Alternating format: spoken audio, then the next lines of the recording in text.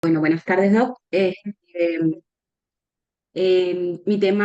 tema central que voy a realizar, el que voy a realizar en la investigación es la obesidad como predictor de hipertensión arterial. Mi tutor es el doctor Jorge Tronje. Em, como, ay, parece que ok, no me deja pasar. Ahí está. Como planteamiento lo que me planteé es cuál es el impacto de la obesidad en el desarrollo de la hipertensión arterial en comparación con individuos no obesos según los estudios previos que tenemos disponibles actualmente. Entonces, como todos sabemos, la obesidad es el acúmulo excesivo de tejido adiposo, lo que hace, la acumulación excesiva de grasa, lo que hace que el paciente o la persona tenga daño a nivel físico, pero también a nivel psicológico, un daño que se va prolongando. Actualmente, la obesidad está clasificada como una pandemia. Está representando un desafío importante en la salud pública. En las últimas décadas ha tenido un incremento importante y tiene una incidencia preocupante en cuanto a lo que es el incremento en la incidencia de la hipertensión arterial. A nivel del impacto en la salud pública, es uno de los principales factores de riesgo asociados a enfermedad cardiovascular, como es la hipertensión arterial, y es un indicador directo de lo que son el infarto de miocardio, la insuficiencia cardíaca, los accidentes cerebrovasculares. Entonces, me parece que es muy importante por lo menos estudiarlo y concientizarnos un poco más al respecto del tema. Em, Como para destacar o resaltar esa importancia que hay entre la relación entre obesidad y hipertensión, es sumamente importante y nos aporta muchísimo a nosotros como tener en cuenta los mecanismos fisiopatológicos de esta.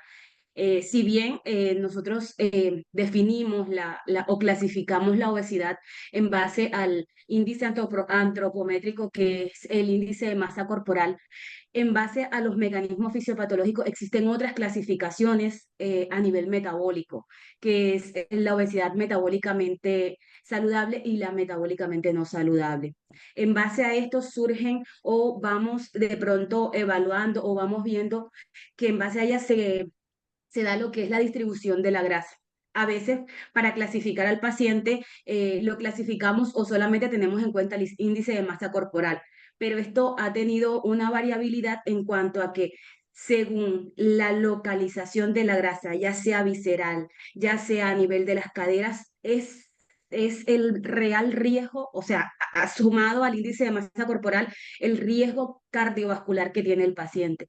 Entonces, de ahí se van a presentar las alteraciones cardiometabólicas como el aumento de la resistencia a la insulina, el aumento de la presión arterial, la inflamación, la disfunción endotelial, que posteriormente van a evolucionar en los episodios cardiovasculares, lo que ya sabemos más o menos que es a lo que nos lleva la progresión o el compromiso cardiovascular. Me parece que esto es sumamente importante conocerlo, saberlo, porque en base a esto vamos a tener otra perspectiva en cuanto al abordaje o cuando el paciente nos llega a la consulta. Incluso en el paciente, cuando estamos en la adolescencia, los niños inclusive, porque de lo que presentamos en la infancia nos predispone muchísimo en la edad adulta. Dice que en las edades de la infancia, adolescencia, cuando el paciente o el niño tiene una predisposición a la obesidad, tiene mayor carga o mayor riesgo de que en la edad adulta el paciente presente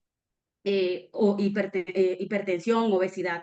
Y no solamente tiene que ver con la predisposición metabólica o genética, también influye mucho los hábitos y eso, que esa era como la intención de hacer esta investigación. Me parece fundamental realizar esta revisión y analizar los estudios, primero para, bueno, consolidar la evidencia sobre la relación entre la obesidad y la hipertensión. Informar las políticas públicas orientadas en la prevención y el manejo de la hipertensión arterial en pacientes con sobrepeso y obesidad. Optimizar los enfoques terapéuticos en cardiología con un enfoque específico en el control de peso como una estrategia clave en la prevención de la hipertensión arterial. Esto básicamente es como lo que considero uno de los puntos que creo que son importantes o los que me pueden contribuir en relación a mi ejercicio como cardióloga.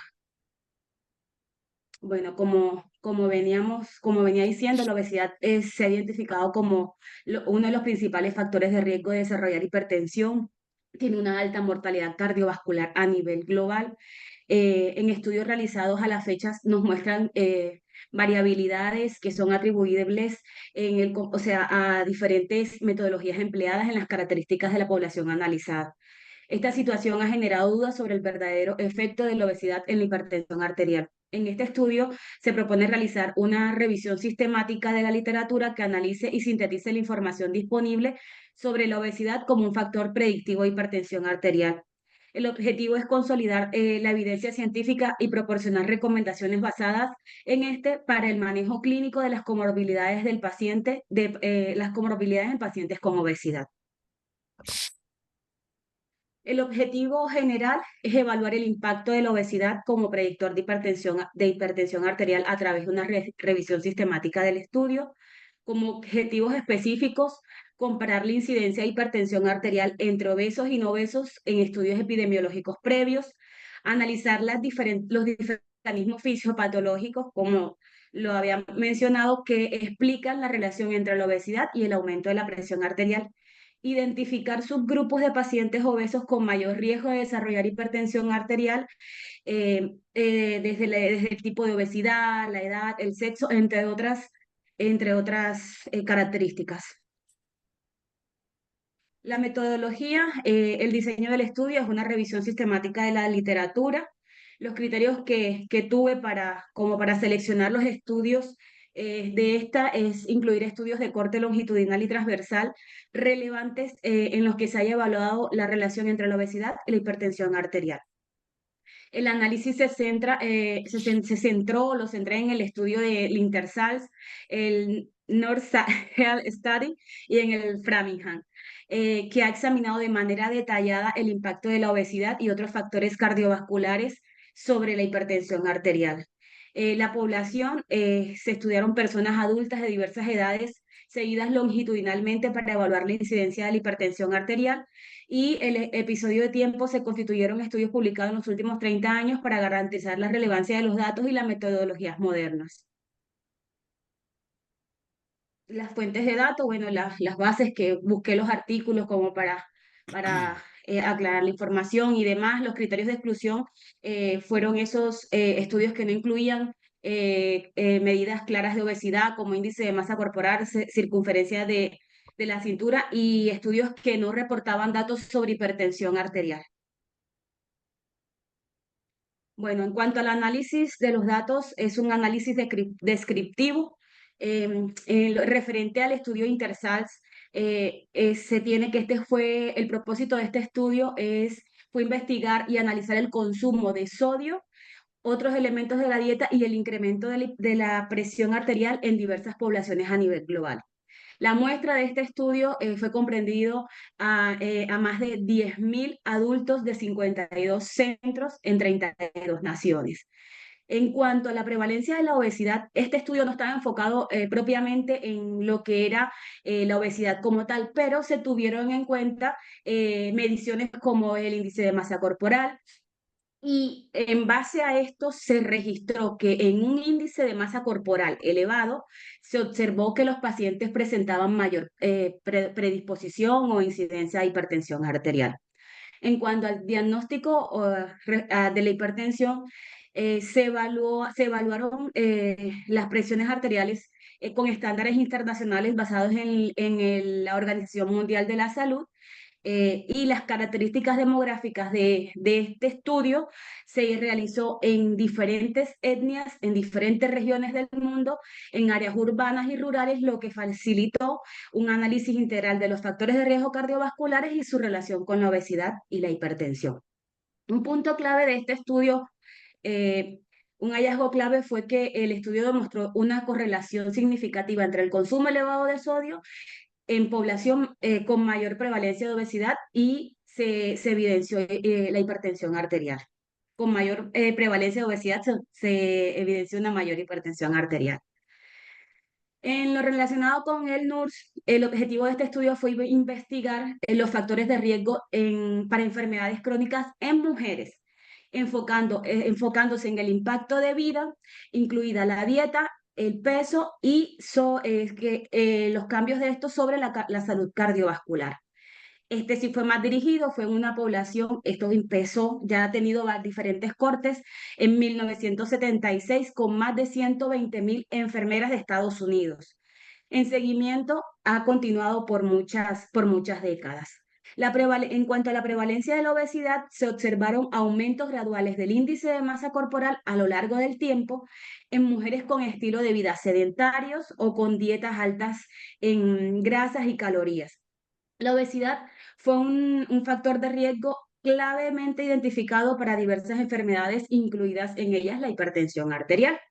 En cuanto al diagnóstico de la hipertensión arterial, los reportes se hicieron evidenciados en las historias clínicas de cada participante y así fueron mirando cómo se comportaban las cifras tensionales y las variables en estos pacientes las variables de hipertensión arterial. En cuanto a las características demográficas, eran mujeres blancas con una ocupación, o sea, profesionales, enfermeras, lo que representaba que estábamos ante una población educada con acceso a los servicios de salud.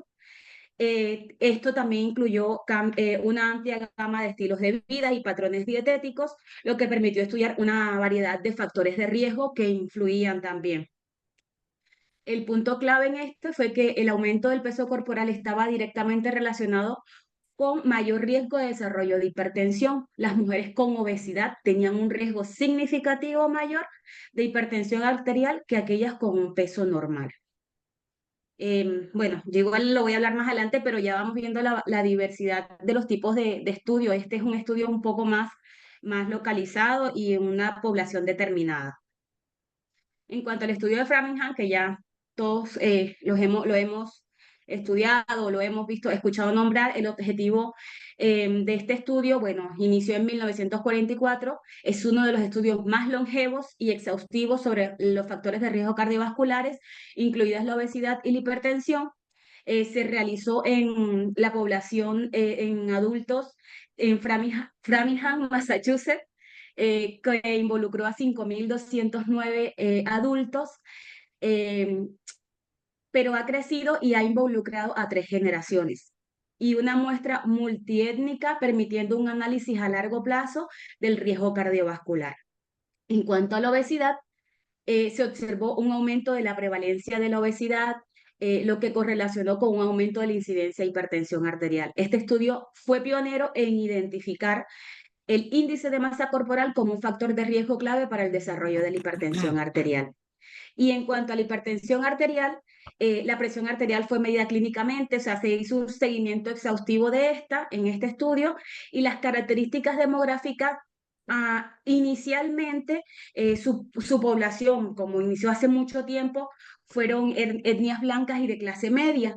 Pero en las cortes posteriores se ha ido involucrando a poblaciones diversas para representar un poco más lo que es la población en Estados Unidos. En cuanto a los hallazgos claves, la obesidad, especialmente el aumento del índice corporal, de masa corporal, fue uno de los principales predictores del desarrollo de hipertensión arterial en los participantes a largo plazo del tiempo. Fue como que el hallazgo clave en cuanto a este estudio. En síntesis de la revisión de los estudios, tenemos que estos 3 estudios nos han mostrado cuál relevante o cuál importante es tener claro que la obesidad nos predispone mucho y nos lleva a la hipertensión arterial. Entonces, en cuanto al estudio Intersals, lo que nos hizo fue mostrar la relación entre el consumo de sodio y la presión arterial. Relevó cuán importante es la obesidad, o sea, conocerla.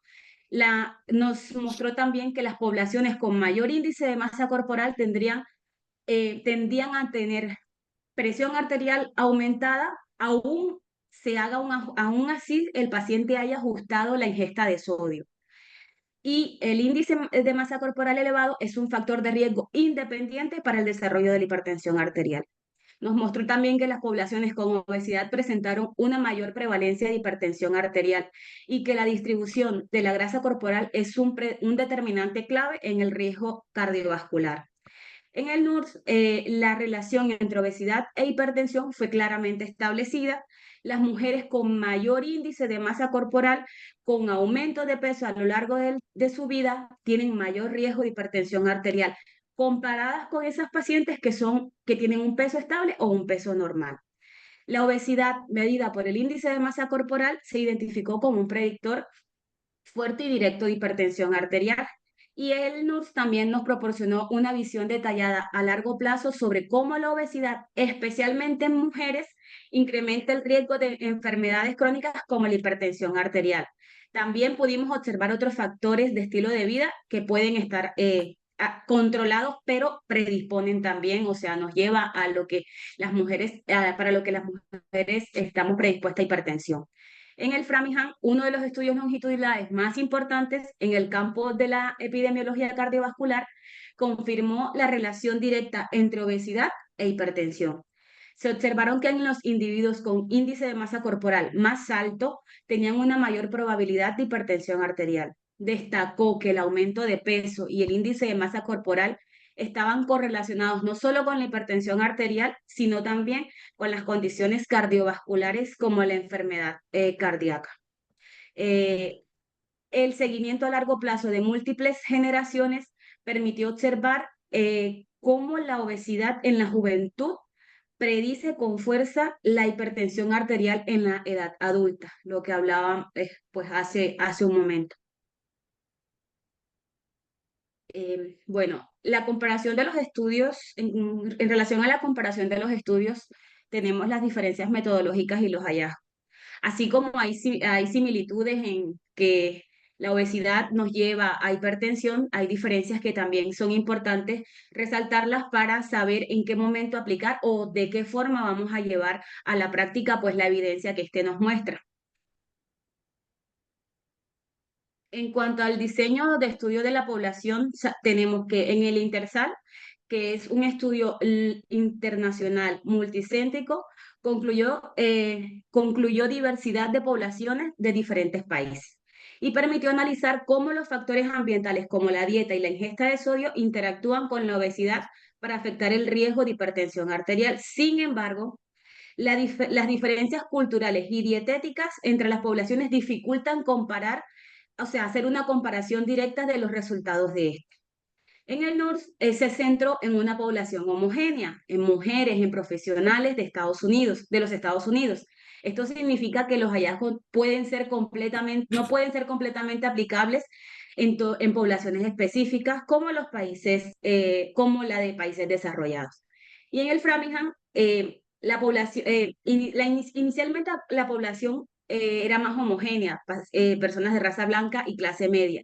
En las cortes más recientes ya ha ido incorporando la diversidad étnica y la población de Framingham proporcionó datos consistentes y a largo plazo, pero los resultados iniciales pueden no ser generalizables a la población con diferentes perfiles de riesgo cardiovascular.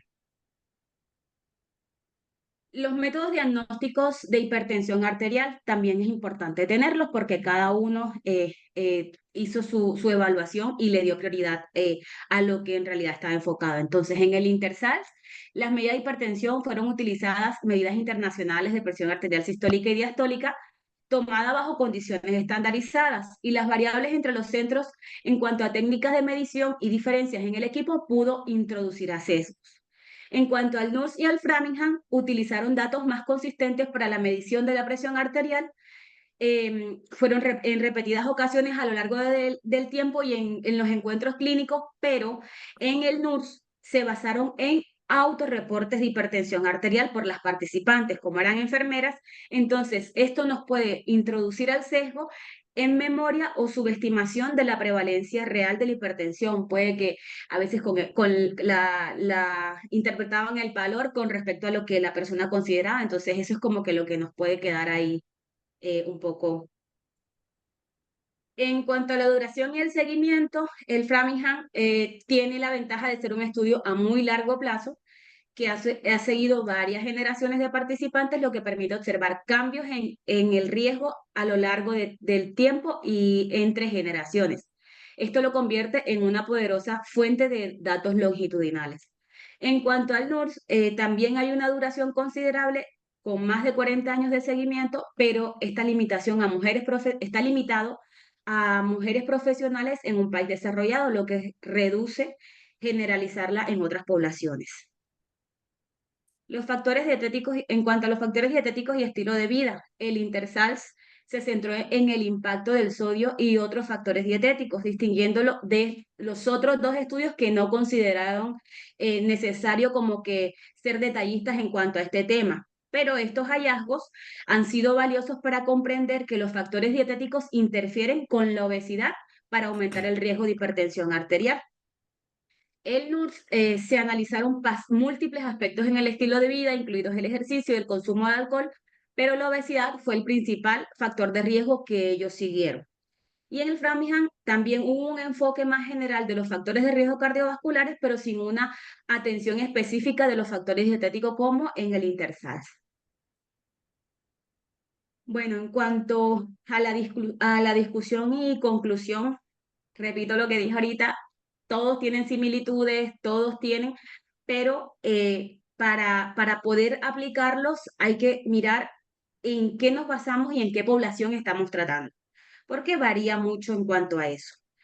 Entonces, tiene una relevancia tanto en la influencia en la práctica clínica como a nivel de salud pública. Entonces, en cuanto a nivel de la influencia en la práctica clínica, los resultados subrayan la necesidad de un enfoque proactivo para la prevención y manejo de la obesidad en pacientes con riesgo cardiovascular. La relación entre el índice de masa corporal y el riesgo a desarrollar hipertensión arterial observada en los tres estudios indica que el control de peso es fundamental y deberíamos implementarlo en el manejo integral de los pacientes. También evidenciamos que la obesidad abdominal, o sea, la obesidad visceral, detectada en la Intersal y el Framingham, se asocia con riesgo cardiovascular. Sugiere que las mediciones de la, ay, perdón, de la circunferencia abdominal y otras medidas de distribución de la grasa podían ser herramientas útiles en la evaluación clínica rutinaria, además del índice de masa corporal, para identificar aquellos en mayor riesgo. Con relación a esto, bueno, eso ya lo iré haciendo en el desarrollo del trabajo, pero es tan importante la localización y conocer la localización de la grasa en el paciente, porque nos marca mucho el parámetro. O sea, sinceramente estoy como asombrada en que en la medida que uno investiga se encuentra lo importante y lo relevante que es esto. En el NURS se evidenciaron que aumentos moderados en el peso incrementa el riesgo de hipertensión arterial en mujeres.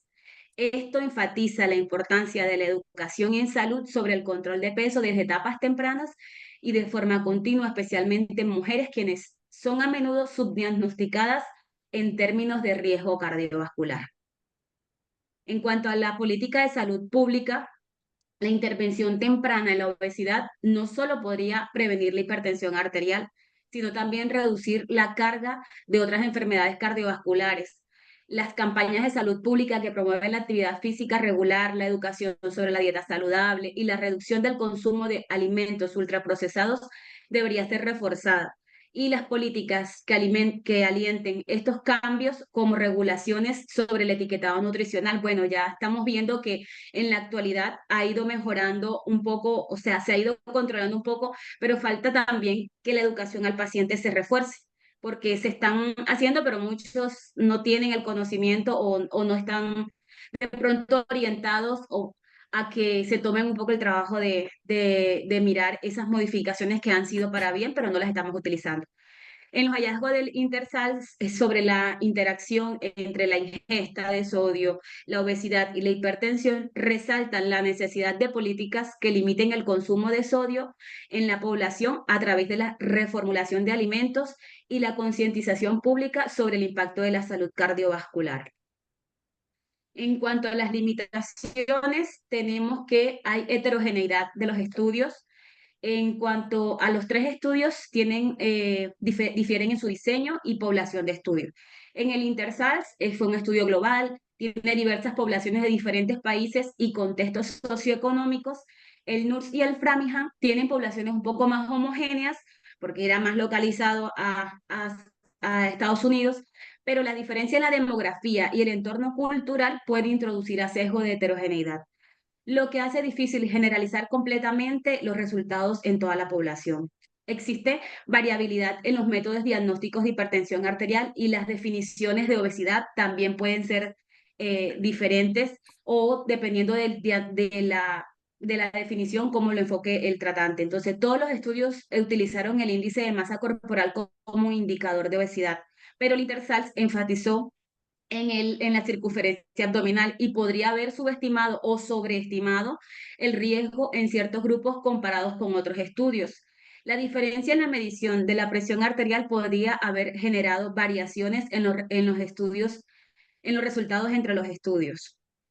En cuanto a la falta de datos en ciertas poblaciones, dice que faltó la representación adecuada de algunas poblaciones en el NURS y en las primeras cortes del Framingham, ya porque hablábamos que solamente se habían introducido personas de raza blanca, de un nivel socioeconómico similar, entonces no tenemos como que se haya abarcado la población en general. Entonces, eso limita la capacidad de generar los resultados a otras poblaciones étnicas que podrían experimentar la obesidad y la hipertensión de una manera diferente.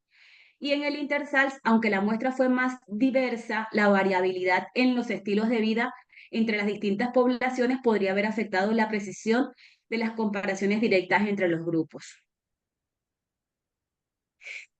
En cuanto a los aspectos temporales y de seguimiento, tenemos que también ahí variaron en términos de duración los estudios en cuanto al seguimiento. Entonces, el Framingham es el más largo de todos, tiene múltiples generaciones, creo que 3 generaciones continuas. En el Intersal es un estudio transversal, limita su capacidad para inferir relaciones causales a largo plazo entre obesidad e hipertensión, y el NURS, el seguimiento fue extenso, las mediciones se basaron en los autoinformes, lo que podía introducir el sesgo de memoria o subestimar en la respuesta de las participantes, especialmente cuando se trata el peso y, eh, y la presión arterial.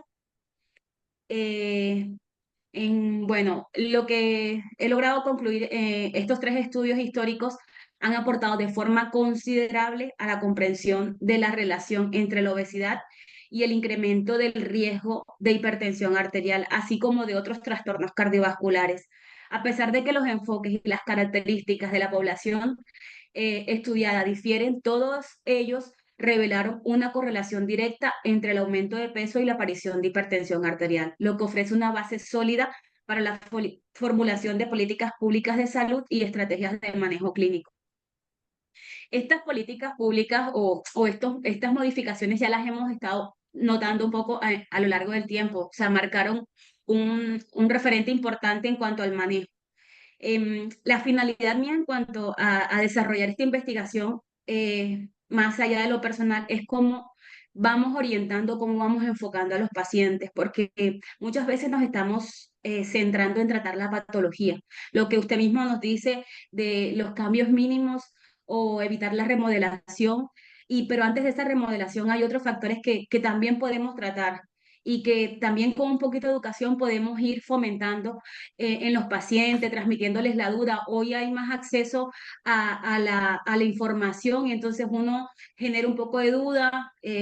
Desafortunadamente toca como con pinza por los cuadros de ansiedad y demás y eso, pero me parece un tema muy importante, por eso em, lo estoy estudiando. Gracias. Bueno, Ani, a mí me pareció deliciosa, impecable y completa la presentación. La verdad que muy bien. Deja de compartir y charlamos un ratito si querés. A mí me gustaría que ampliemos un poco señor. algunos puntos de la presentación que a mí me parecen muy Ok. interesantes. Entre los puntos que me parecen más interesantes es profundizar algunos aspectos que tienen un enorme futuro desde el punto de vista conceptual, que son los fisiopatológicos. Sí. Ani, a mí me gustaría que le des una vuelta de rosca a la fisiopatología. ¿Y Sí, cómo darle señor. una vuelta de rosca a la fisiopatología? Porque esto nos permite comprender un montón de cosas. Entender al tejido adiposo como una glándula endocrina. Es decir, el tejido adiposo fundamentalmente es capaz de producir varias hormonas, pero entre las hormonas que puede producir tenemos la adiponectina, que fundamentalmente lo que hace es aumentar la sensibilidad periférica a la insulina. Y entonces, cuando un tejido adiposo aumenta su tamaño y se inflama, deja de producir adiponectina, con lo cual hay resistencia a la insulina. El segundo punto es que el tejido adiposo inflamado produce adipoquinas y este proceso proinflamatorio claramente es protrombótico. Claramente es protrombótico. La tercera hormona que produce el tejido adiposo es la leptina, que como ustedes saben controla nuestra ansiedad y nuestro apetito. Básicamente un individuo obeso es resistente a la leptina. Digamos, no es capaz de reducir su apetito cuando el tejido adiposo está hipertrofiado, está inflamado. Entonces, estos puntos son muy importantes para poder comprender lo que vos decías antes, la resistencia a la insulina. El- Sí, el- el- perdone, el- sí, escucho. perdón, Doc, lo que pasa es que, bueno, sinceramente debo decirle que colapsé porque no sabía cómo era el orden. O sea, yo todo esto que usted me está nombrando, yo lo tengo, lo estoy desarrollando. De hecho, había como organizado el trabajo, como que toda la fisiopatología, entonces estaba, pero todo esto yo lo tengo, ya tengo el Word, o sea, yo lo Buenísimo, estoy, excelente. Porque no sabía de pronto que básicamente lo tenía que exponer acá hoy, por eso fue como que me confundí, por eso incluso nombré así como por encima, porque no sabía si tenía que meter eso, si tenía que profundizar como todo está lo que muy yo quiero bien, hablar. está excelente. Creo que está muy bien así. Recordá la relación entre insulinemia y estimulación Sí, señor. simpática, entre Sí, insulinemia y reducción de los receptores B de la endotelina y la vasoconstricción, del gatillo sobre el sistema renina-angiotensina-aldosterona que induce la hiperosmolaridad de la sí, glucemia, sobre la estimulación directa de la insulina sobre la hormona antidiurética, que obviamente es también vasopresina y con lo cual es claramente vasoconstrictora. Así que todo eso es importante, todo eso de sí, alguna señor. manera hay que ponerlo y es importante que esté en la fisiopatología. En Sí, cuanto señor. al desarrollo del trabajo, a mí me gustaría ver un poco más de datos numéricos de cada uno de los estudios. Mínimo, Perfecto. alguna tabla, alguna Sí, razón estadística, alguna cuestión que a mí me permita poder discurrir sobre cada uno de los estudios y entonces poder compararlos. Del sí, señor. resto, Ani, a mí me pareció una presentación excelente.